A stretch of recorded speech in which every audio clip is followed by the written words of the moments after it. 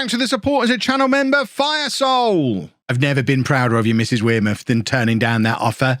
£15 million. Can you imagine how different? We could have got that second camera back for £15 million. But I'm glad we're on the same page. Alex Williams, more important than any number of cameras, any pile of money. Yeah, I promise you, Mrs Wearmouth, off the back of you letting me keep my goalkeeper, I promise you, this time next year, we'll be in the Premier League.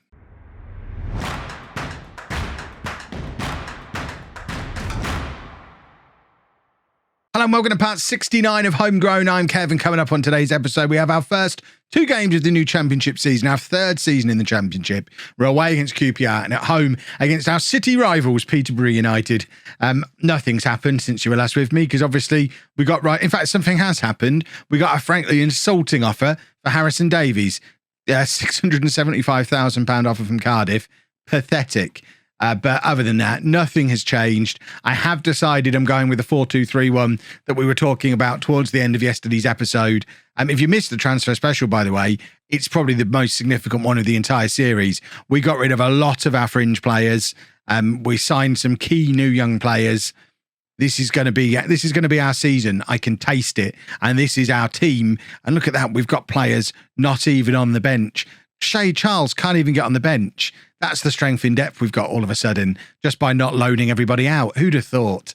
So we're going with Williams in goal, a back four of Hall, Davies, Barr and Brewerton, Curry and Akani in midfield, Hamilton, Hodgkinson and Renan supporting Jessup up front. And it's just occurred to me, I've not set up any of the set piece instructions or set piece takers or mentoring groups or anything like that. So I'm just going to jump and do that quickly, and then we will get on with the match. Right, now we are good to go, so let's submit the team. It's our first time moving away from the 4-2-4 in many a long year.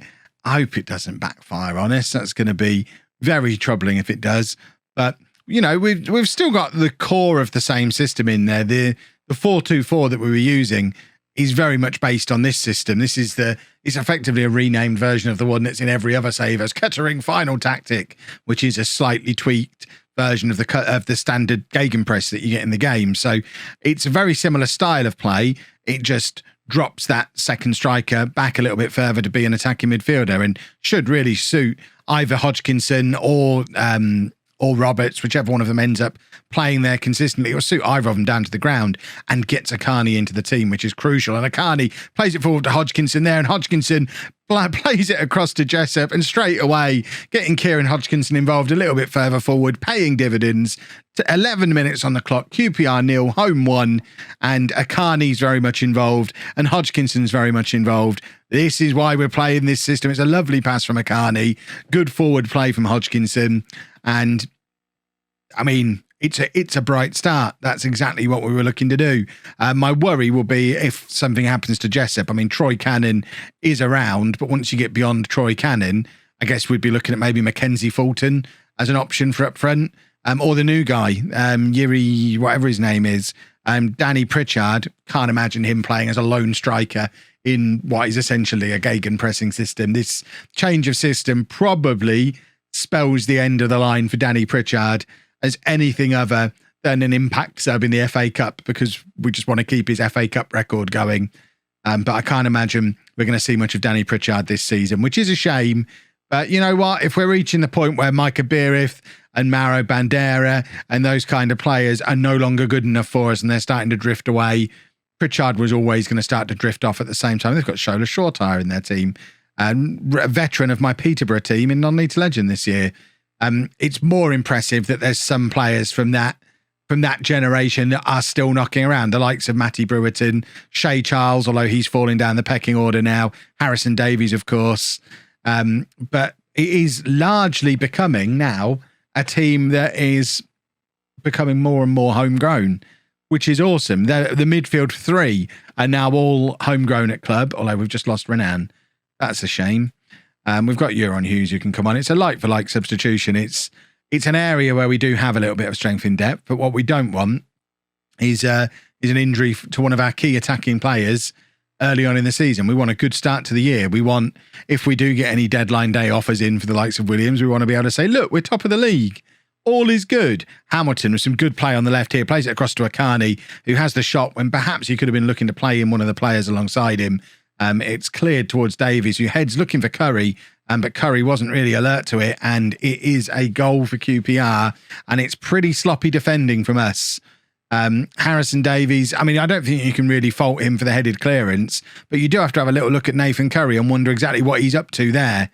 He just kind of lets that guy run past him. Considering Curry's in as our ball-winning midfielder, Curry just lets the guy who probably he should be marking run straight past him and go and score a goal, which is not ideal at all. Right, Hughes with the chance to break clear and try and grab a counter-attacking goal of our own. It's 2-on-2. Hughes plays it forward looking for Jessup, but he played it one way and Jessup went the other, and the move drifts away from us. But Andy Hall has decided he's not going to let the move disappear, and he's driving forward on the left, but is tackled, and now QPR have the ball back, and we've got a little bit of a gap behind us, but Davies is there to fill the gap, gives it back to Hall, and now Hamilton has got Akani as an option. He's got Hodgkinson as an option. Hamilton decides to go it alone and shoots wide from range when really there were much better options available to him, and I think it probably is time for us to freshen a few things up in this team. Right, what are we going to do? What have we got on the bench? I should have brought Mackenzie Fulton on earlier when I had the chance rather than Hughes. What I am going to do, I think, is take off Akani and bring on Roberts, because it was a bit of a coin flip who would go in there anyway. So I want to see Roberts in that role. And I think that will do for now. I'll give Hamilton another 5 minutes and then put Jessup out wide and bring Cannon on up front, I think.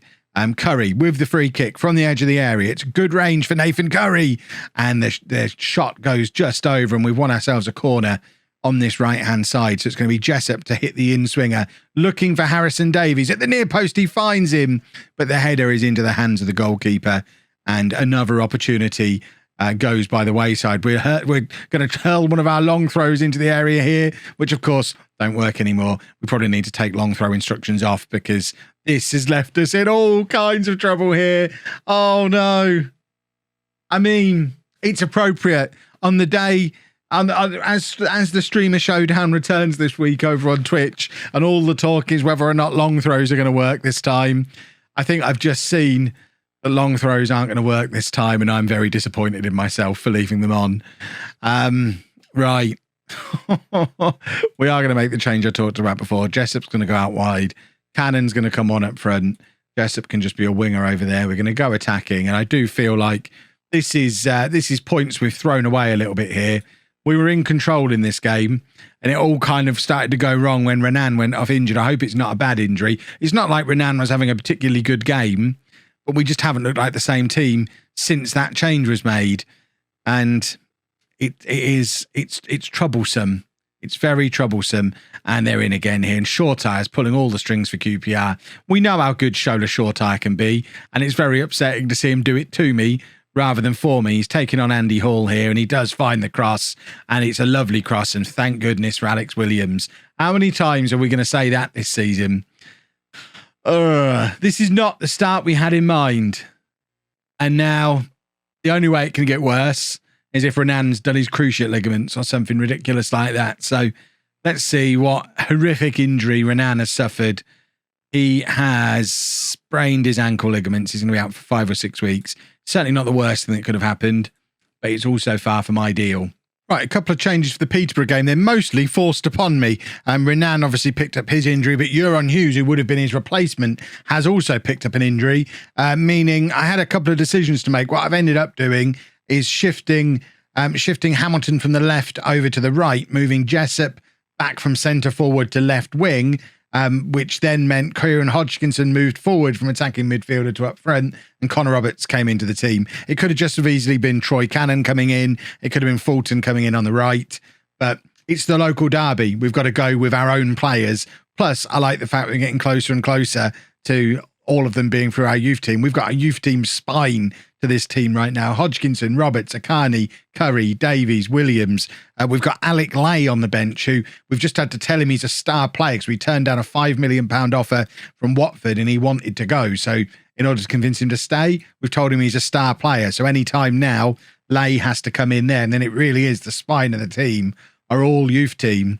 And we just need 1, 2, 3, 4 to come in to play in the wider areas. We're getting closer to that team. And the best thing is it might happen organically, which is even better than me forcing it in a Carabao Cup game, which was always the original plan. So let's go and get our first win of the season. It's the local derby. It's against Posh. It should be an absolutely sold out home of football for the big local derby. And fingers crossed we can show once again that we are the biggest and best. We're certainly not the biggest. We're the best team in the city of Peterborough. Maybe not the biggest, though, because they've got more fans than we have. But look at them all. They're all dressed in white. It's like they've all come straight from work. Ridiculous. They're getting very agitated behind that goal as well. Nathan Curry's just got himself sent off, hasn't he? No. Oh, the way the referee marched over to him there. Curry is a Peterborough boy, and I thought he was going to get himself sent off early on in the derby game within the first minute, which would have been grounds for terminating his loan and never playing him again.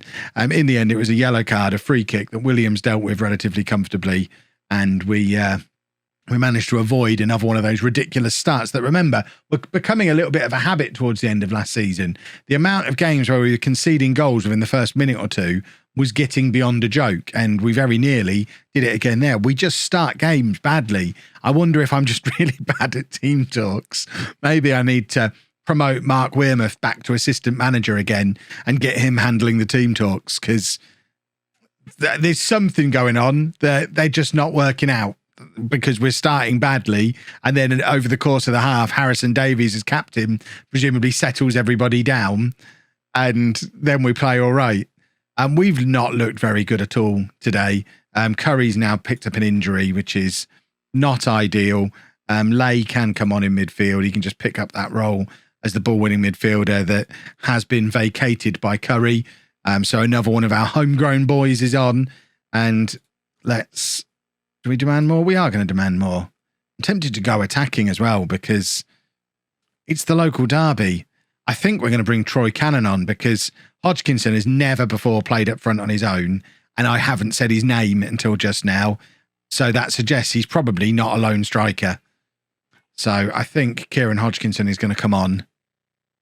And not Kieran Hodgkinson is going to stay on. He's going to go there. And we're going to bring Troy Cannon on to go up front. Another one of our youth team boys. Another Peterborough boy. This is awesome. I love the fact that so many of them are for our youth team. It genuinely is putting a smile on my face, which is really, really cool. Right, Hamilton is now tired. And that's an opportunity for Mackenzie Fulton to come on and play his first game for us in a little while. Mackenzie Fulton, remember, came in a couple of years ago, spent last season out on loan at Aldershot in League Two, and now he's back and very much going to be part of this first team squad this year. He's going to play out there as the inside forward, and fingers crossed. I mean, if he's the one who grabs the goal, that makes me look like a genius. But we just need somebody to score a goal for us, please. It's Jessup with the free kick, plays it across to Hodgkinson, who shoots from range, thunders it into the frame of the goal. But it is cleared only as far as Jessup, who crossed it back into Fulton, but his header is also cleared. And it looks like we're actually not going to pick up a win in this first episode of the season, which is very rare for us. I am already questioning whether this new system is working. I know it's very early, and I know we need to give it a little bit of a chance, but we haven't started a season this badly, ever. So we might have to go back to 2 up top. Hodgkinson's facing a confidence crisis. That's not good. Oh, dear. Tell me it's not all falling apart. Somebody, just in the comments, let me know it's not all falling apart. Right, we're going to make it through the rest of the transfer window. Hopefully keep hold of Williams, because if we let him go now, that is a disaster. Especially if we let him go now and don't give ourselves time to spend the money. That's even worse than selling him in the summer would have been. We'll come back somewhere in here, hopefully having won a game of football. That'd be nice. If you've enjoyed that, please make sure you leave a nice big thumbs up on there for me. Subscribe to the channel for daily Football Manager videos. And thank you very much for watching.